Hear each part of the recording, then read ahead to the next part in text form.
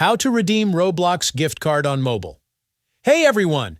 In today's quick tutorial, I'm going to walk you through how to redeem your Roblox gift card right from your mobile device. If you've got a card ready and you want to turn it into Robux or credit, just follow along step by step. Let's dive in. First, go ahead and open the Roblox app on your phone. Now, here's something important to know.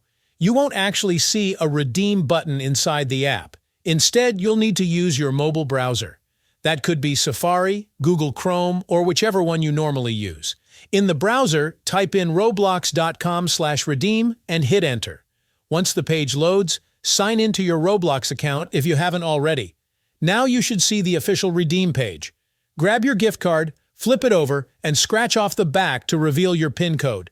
Carefully type that code into the box and then tap redeem. And just like that, you're done. Your Robux or account credit will be added instantly. You'll see your new balance right at the top. If you open or refresh your Roblox app afterward, your updated balance will show up there as well. That's all it takes to redeem a Roblox gift card on mobile. Super easy, right? If this video helped you out, make sure to hit that like button and subscribe for more quick and helpful tutorials.